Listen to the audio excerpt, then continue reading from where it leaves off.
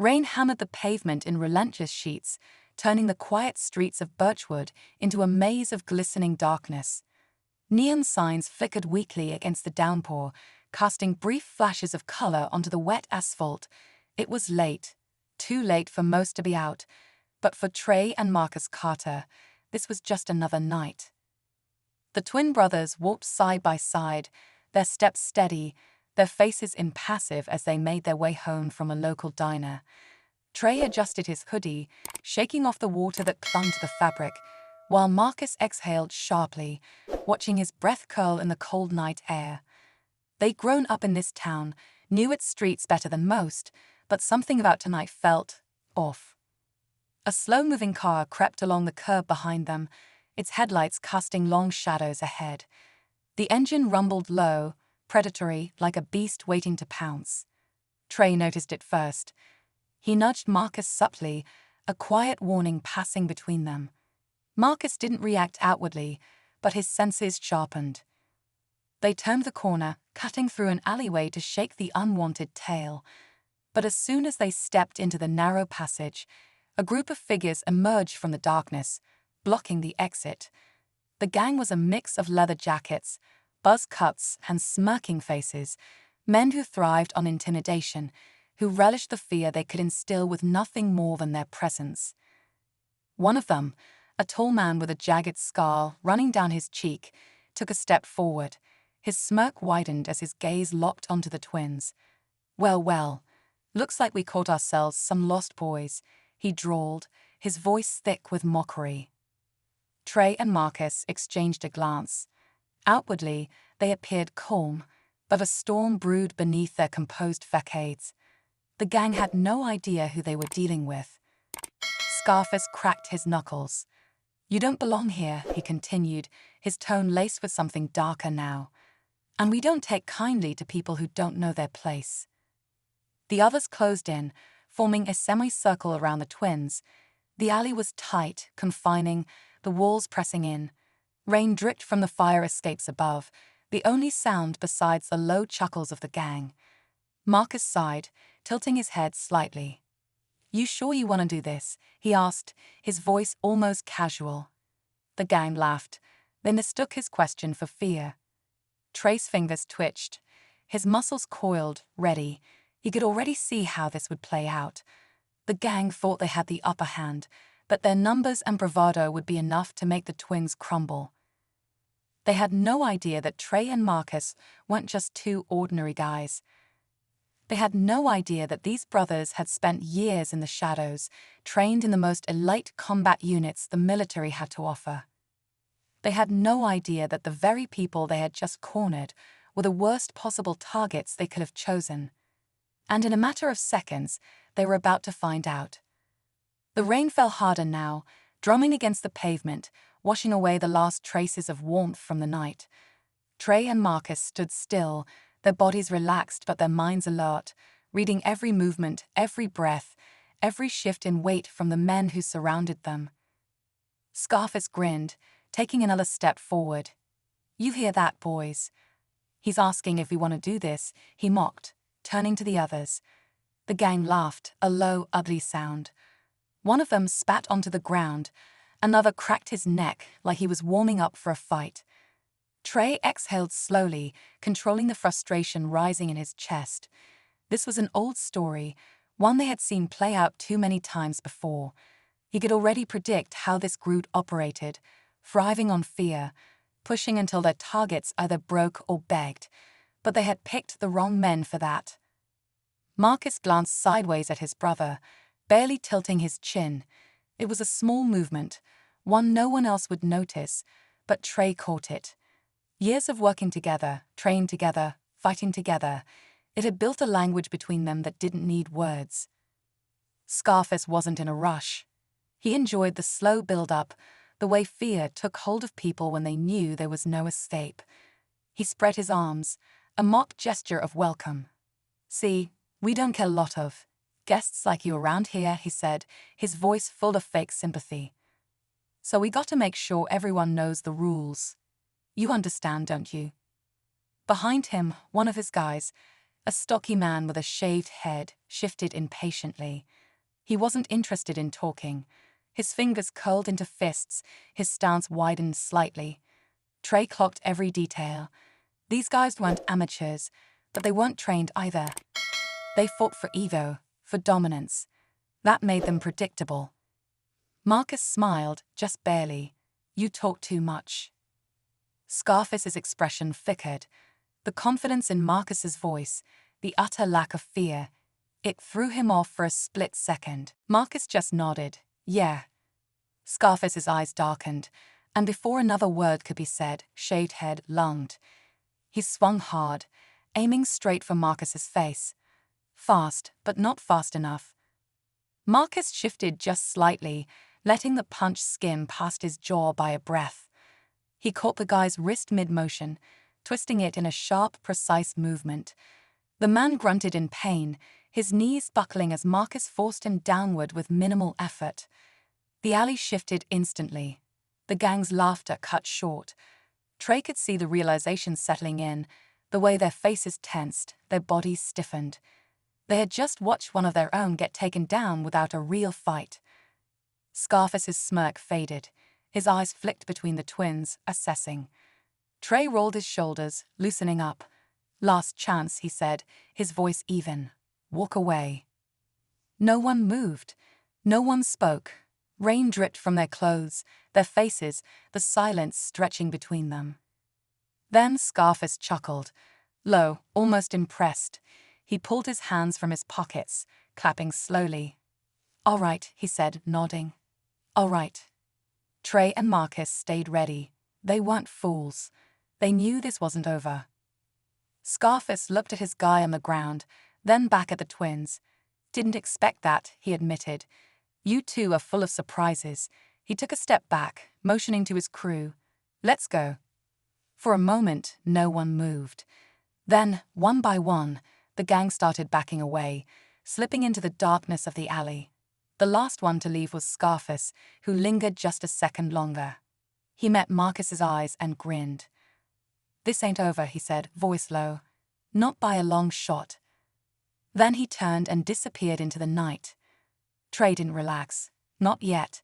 He listened, making sure the gang was really gone before glancing at Marcus. That was different, he muttered. Marcus nodded, his jaw tight. Yeah. They had been through worse, much worse, but something about this felt unfinished. It wasn't the first time they had been targeted, but usually, when men like that got embarrassed, they came back harder, angrier. Trey ran a hand over his face, wiping away the rain. Let's get home. They didn't talk much on the way back, both lost in thought. The air was thick with unspoken tension. They had spent years learning to trust their instincts, and right now, those instincts were screaming that this wasn't over. Their apartment was a small two-bedroom place on the edge of town. Simple, quiet, a place they had chosen because it was out of the way. They hadn't come to Birchwood for trouble. They had come to disappear. Marcus locked the door behind them, checking the windows out of habit. Trey tossed his hoodie onto the chair, shaking off the cold. What do you think? Marcus finally asked. Trey sat on the edge of the couch, rubbing his hands together.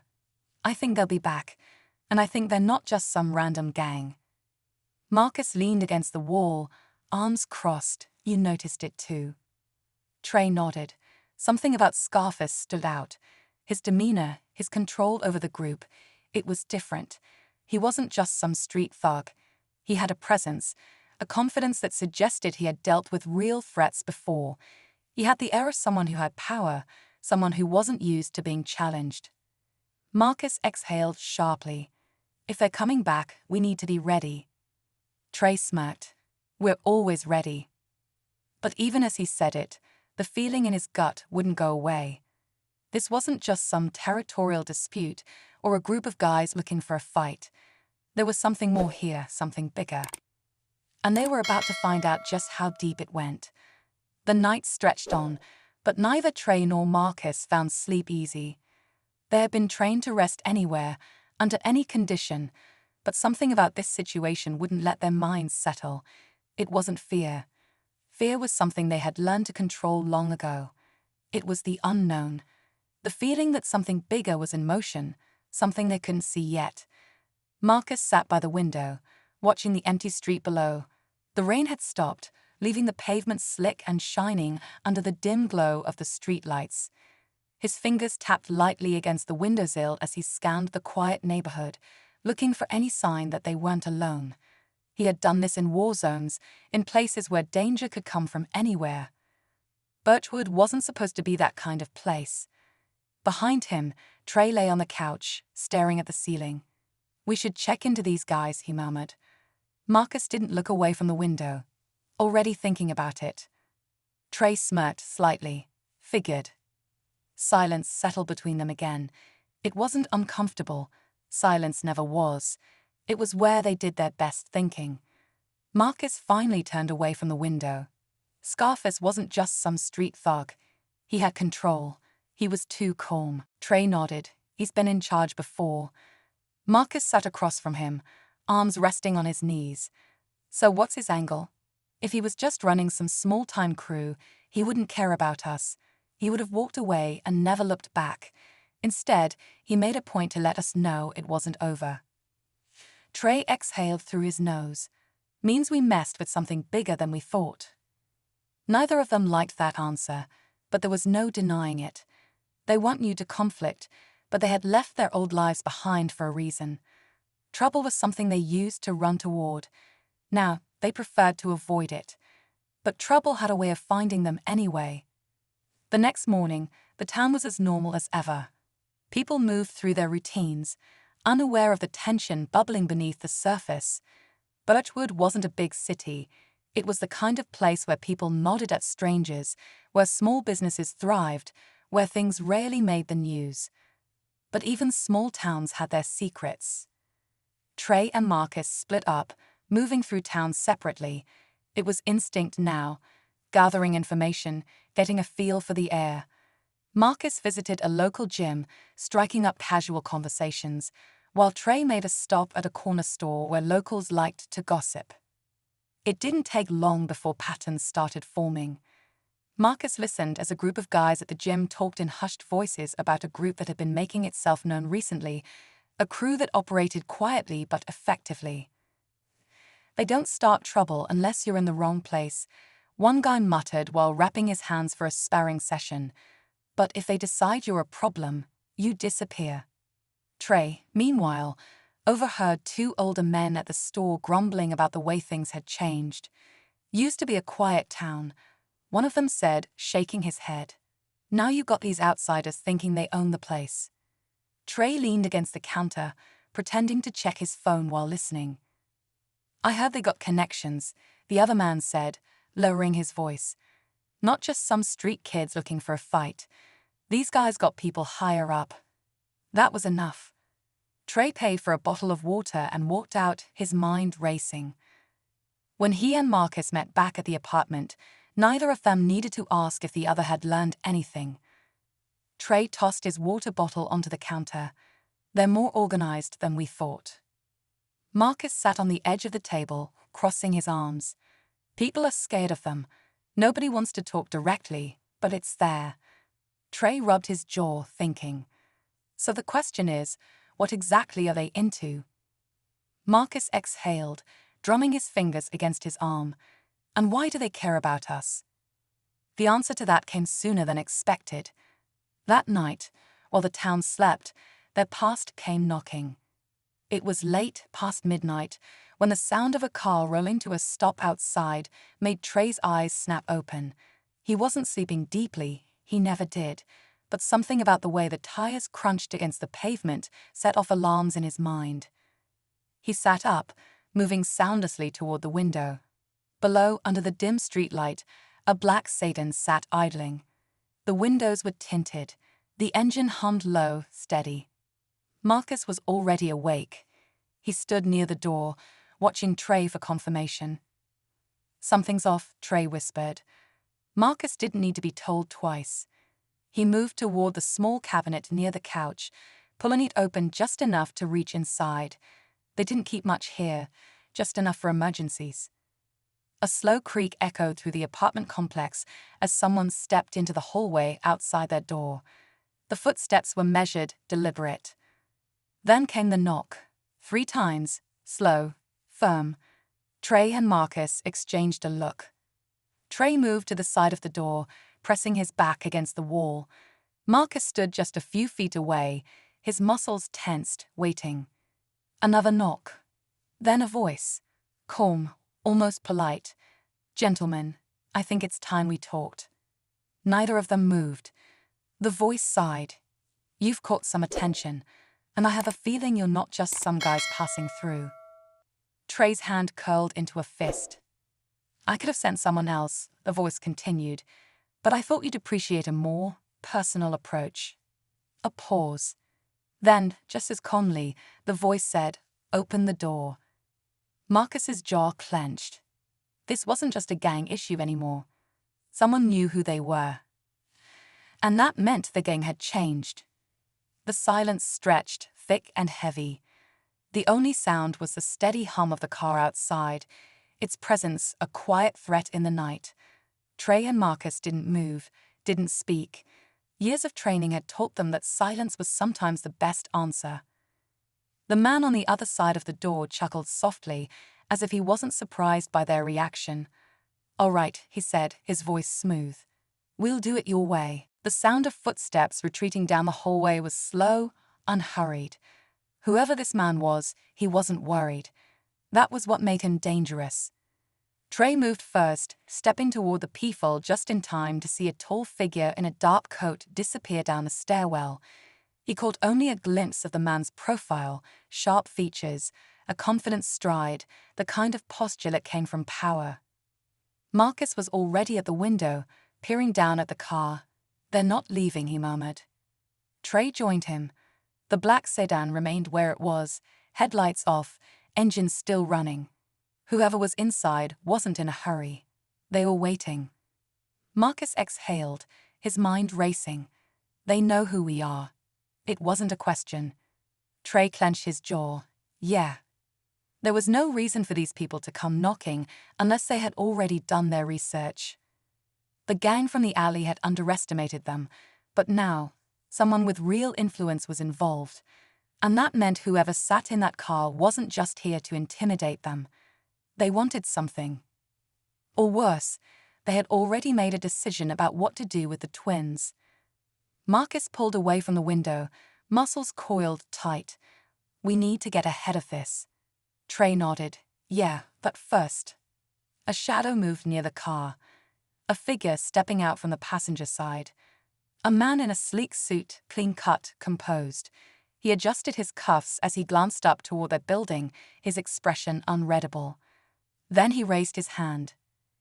The Satan's driver's side door opened, and another man stepped out. Then another, and another. Trey's stomach tightened. 4 men now stood outside, their posture too controlled to be ordinary street enforcers. They weren't nervous, weren't twitchy. They were professionals. Marcus swore under his breath. This isn't a warning. They're here to move. Trey was already grabbing his jacket, slipping it on as he thought through their options. If they stayed, they'd be boxed in, with no way to control the situation. If they left, they'd be making themselves a moving target. Marcus grabbed his phone, typing fast. "Sending a message to one of my guys," he muttered. "Just in case." Trey checked the fire escape. It was an option, but not a great one. If these men were who they thought they were, then the exits were already being watched. The knock on the door came again, this time harder. Marcus looked at Trey. Trey nodded once. "We go out the back." They moved fast but silent, years of experience guiding them. Their apartment had a back exit that led through an old maintenance hallway, one of the reasons they had chosen this place. As they slipped out, Trey's heartbeat remained steady, but his mind was running. If these people knew who they were, then they had to be connected to something bigger. The gang from the alley had been the first clue, but this was different. These weren't local thugs. They made it outside without a sound, moving into the shadows behind the building. Marcus scanned the area. The street was mostly empty, the only real movement coming from the men standing near the sedan. Then, as if sensing something, the man in the suit turned his head slightly. Trey grabbed Marcus's arm. "Move." They cut through a narrow alley, staying close to the walls. Their plan was simple: get out of sight, regroup, and figure out what the hell was really happening. But then a voice stopped them cold. "Going somewhere?" They turned. At the mouth of the alley stood two more men, both dressed in dark clothing, both standing too still to be anything but trained. Marcus didn't hesitate. He moved first, striking hard and fast. His fist connected with the first man's jaw, sending him stumbling. Trey followed a second later, pivoting to block an incoming hit from the second attacker. The fight was quick, brutal. These men were good, but not good enough. Within moments, both were on the ground, groaning, disarmed. Trey wiped his mouth, shaking out his hand. "They're not here to kill us." Marcus exhaled. "No, but they wanted to take us." They both turned, scanning for the next threat. The street remained eerily quiet. The men near the sedan hadn't moved from their spot, but they were watching. And that meant only one thing. This wasn't over, not even close. Trey straightened. "We need to find out who they are." Marcus nodded. "And we need to do it fast. Because whoever these people were, they weren't going to stop. And the next time, they wouldn't just come knocking." Trey and Marcus didn't stick around. They knew better. The moment they took down those two men in the alley, the rest of the group had already recalculated their next move. This wasn't over, it was just beginning. They moved quickly through the back streets, keeping to the shadows, their instincts razor-sharp. This wasn't just some local gang trying to make a statement anymore. Whoever these people were, they had resources, and more importantly, they had a plan. By the time they reached a safe distance, Marcus pulled out his phone again, scanning the message he'd sent earlier. No response. That was unusual. The contact he'd reached out to wasn't just anyone. It was someone from their past, someone who had access to information most people didn't. Trey noticed the frown on his brother's face. Nothing. Marcus shook his head. Radio silence. That wasn't good. Trey exhaled, rubbing the back of his neck. Whoever these guys are, they're serious. Marcus nodded. "We need to figure out why." They had spent years avoiding trouble, blending in, staying off the radar. So why now? Why here? Then Trey's phone buzzed. A single message. Asterisk, asterisk, they know. Asterisk, asterisk. His stomach tightened. He turned the screen toward Marcus, who immediately understood. Whoever was coming after them wasn't just aware of their presence in Birchwood. They knew their history, their training, their past. And that meant this wasn't just a personal vendetta. This was something bigger. Trey and Marcus didn't exchange words. They didn't need to. They slipped into an old parking garage, moving between the rows of abandoned cars. Their minds worked in sync, scanning their surroundings, piecing together the next move. Then Marcus spoke. "We go dark." Trey nodded. "Yeah." Going dark meant cutting off all connections. No phones, no credit cards, no digital footprints. It meant disappearing before that enemies could track them down again. But before they could act, something else happened. A car screeched around the corner of the garage entrance, headlights off. Trey and Marcus dropped low, their bodies moving in perfect coordination as they pressed against a concrete pillar. The car rolled to a stop, its engine humming softly. Then the door opened. A woman stepped out. She was dressed in dark jeans and a fitted jacket, her movements precise, controlled. Her eyes scanned the area before she spoke. "If you're here, come out. I don't have time for games." Trey and Marcus didn't move. They studied her, taking in the way she carried herself. She wasn't panicked. She wasn't scared. She was one of them. Marcus shifted first, stepping out into the dim light. "Who are you?" She turned, her gaze sharp. "The only person trying to keep you both alive." Trey stepped out beside him. You have about 10 seconds to explain. She exhaled, glancing toward the entrance. They're closing in. We don't have time for the full story, but here's a short version. You're in the middle of something bigger than you realize.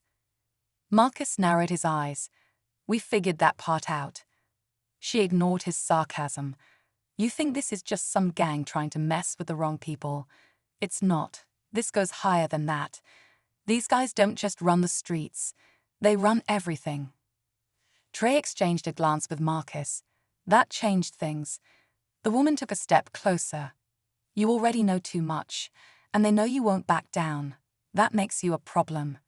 Trey's jaw tightened. Who are they? She hesitated. Let's just say they don't like competition. Marcus folded his arms. And what do you want? She met his gaze. To keep you both from ending up on a list you don't walk away from. The air was thick with tension. Neither of them trusted her. Not yet. But the sound of another car approaching changed everything. She looked toward the noise, then back at them. If you want to live, get in the car. Trey and Marcus didn't hesitate. They had just stepped into something much bigger than they'd imagined, and now there was no way out but through. The tires screeched as the car sped out of the parking garage, slipping into the darkened streets just as another set of headlights appeared in the rearview mirror. Trey turned in his seat, watching as the second car picked up speed, following close behind. Marcus kept his eyes on the woman driving. They're not letting us go that easy. She didn't even flinch. They never do. The city blurred past in streaks of light and shadow, but Trey was focused on the car behind them. Who exactly are these guys? She gripped the wheel tighter. You're thinking of them like a gang. They're not.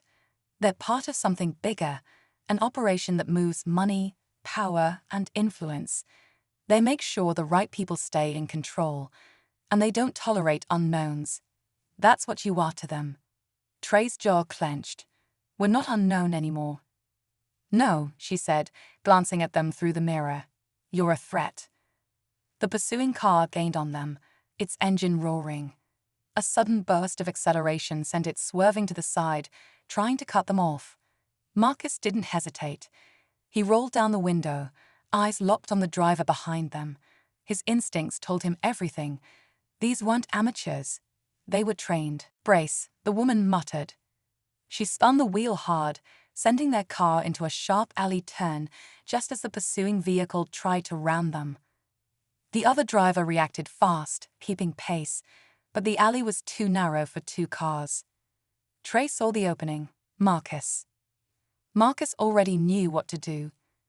He leaned out just enough, locked eyes with the driver behind them, and threw his weight into a calculated hit against the side of their car. The shift in balance sent their tail into a hard skid. The other driver tried to correct, but the alley walls didn't leave much room for mistakes. Metal screeched. The pursuing car clipped the brick, sending sparks flying before it lost control and slammed into a dumpster. Their car shot out of the alley, back onto the main road. The woman didn't slow down. Trey exhaled, turning back to the front. That won't be the last of them. No, she said, but it gives us time. Marcus leaned back, catching his breath. Time for what?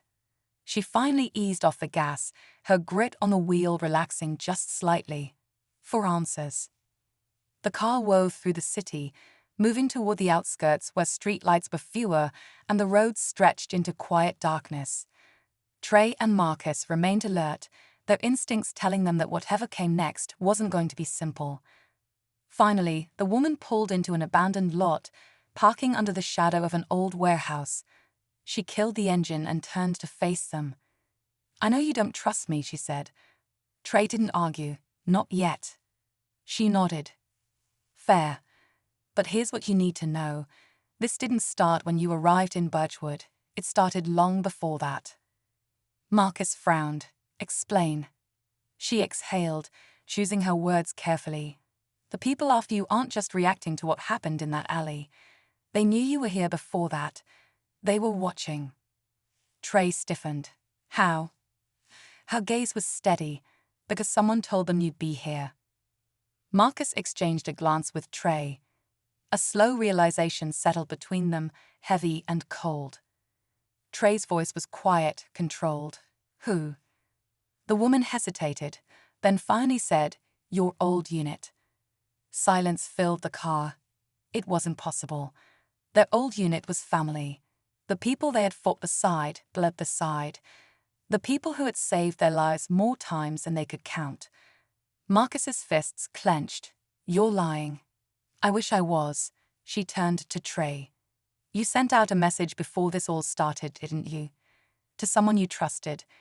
Trey's stomach twisted. "Yeah." She nodded. "That's how they found you."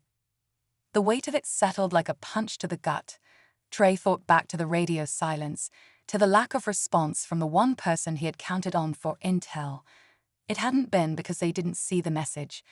It was because they had already made their choice. Marcus shook his head. Why would they do this? The woman's expression was grim, because they're part of it. Trey took a slow breath. "So this was never just about us." "No," she said. "This was about making sure you didn't come back." The realization was sharp. Their past hadn't just caught up with them, it had been waiting for them all along. Marcus exhaled, his mind racing. "Then we finish this."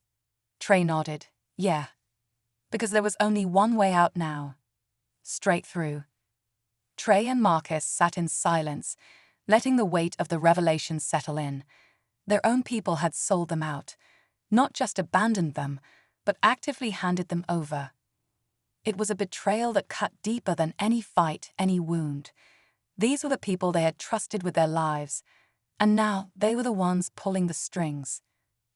The woman, still gripping the steering wheel, watched them closely.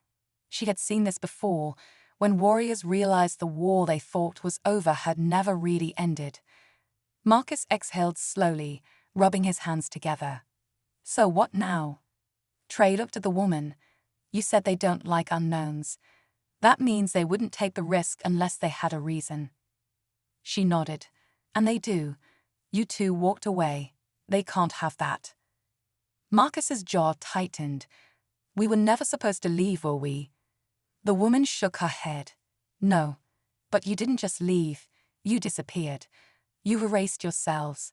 That made you a liability. And now that you're back on the grid, they need to make sure you don't start asking the wrong questions." Trey and Marcus exchanged a look. They didn't need words to know they were thinking the same thing. Their past wasn't just chasing them. It had been waiting, watching, and now it was time to face it. Trey leaned forward. "Where do we find them?" The woman hesitated, then reached into her pocket and pulled out a small drive. "I was hoping you'd ask." Marcus took it, turning it over in his fingers. "What's on this?" "Proof, locations, names." She met their eyes. "Everything you need to end this." Trey stared at the drive for a long moment, then pocketed it. He didn't know if they could ever truly end this, but they could damn well try. The woman started the engine again. "I can get you close, but from there, it's on you." Trey nodded. "That's all we need." The drive took them outside the city, past the lights and the noise, into the quiet stretch of empty road leading to an industrial site long abandoned by the public, but never forgotten by those who operated in the shadows. The woman parked a distance away, shutting off the headlights. "This is it," she said. "They won't expect you this soon." Marcus checked his gear, tightening the straps on his jacket. "Good." Trey cracked his knuckles. "Then let's make it count." They moved quickly, silently, their training taking over. This was familiar ground, hostile territory, calculated risks. They weren't walking into a trap. They were the trap. The warehouse was dimly lit, the only signs of life the faint glow of monitors inside and the occasional movement of guards patrolling the perimeter. These weren't ordinary security. Their movements were disciplined, precise, just like Trey and Marcus had been trained. Marcus exhaled. "They really don't take chances, do they?" Trey smirked. "Neither do we." They slipped in through a side entrance, taking down 2 guards before they could even make a sound. The moment they were inside, the memories hit. briefings, missions, the quiet understanding that survival meant being the best. And now they were the ones being hunted. They moved through the building, following the layout the woman had provided. Their target was the command room, the place where the decisions were made, where orders were given. When they reached the door, Trey paused. "One way or another, this ends tonight." Marcus nodded. "Let's make it count." They pushed forward. Inside, the room was just as they had expected. Screens flickered with surveillance feeds, maps and data streams, and standing at the center of it all was the man they had once called their superior. He didn't look surprised. If anything, he looked impressed. "I knew you wouldn't just run," he said, his voice calm. "You never did know when to quit." Trey took a step forward. "You should have told us the truth."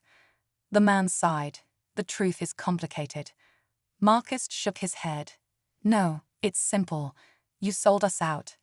The man didn't deny it. "You were an investment, a valuable one, but you walked away. And when assets walk away, they have to be accounted for." Trey's fists clenched. "We're not assets." The man tilted his head. "Aren't you?" The tension was suffocating. Trey and Marcus had always known that their past would catch up with them one day, but they hadn't expected it to come in the form of the very person who had trained them. The man sighed again. "I don't want this to end badly." Marcus's voice was cold. "Then you shouldn't have started it." For a moment, the room was silent. Then the alarms blared. Reinforcements. Trey and Marcus didn't hesitate. They moved as one, taking down the nearest threats, their movements seamless, efficient. It was just like the old days, except this time, they weren't fighting for a mission. They were fighting for themselves. The battle was quick, brutal. Trey and Marcus had spent their whole lives in situations like this, but never with so much at stake. And when the dust settled, their former commander stood alone, his expression unreadable. "You're making a mistake," he said. Trey exhaled. "No, we're correcting one." Marcus glanced at Trey. "What do we do with him?" Trey thought about it. The man in front of them had shaped them, molded them into what they were. He had also betrayed them. But they weren't executioners. Trey looked the man in the eye. "You disappear." The man studied them, then nodded slowly. He understood. Trey and Marcus turned away, leaving the warehouse behind. By the time they reached the woman's car, she was waiting. "I take it's done." Marcus nodded. "Yeah." She studied them for a moment. "So what now?" Trey took a deep breath, looking out at the open road ahead. "We move forward." And with that, they drove off into the night, leaving the past where it belonged, behind them.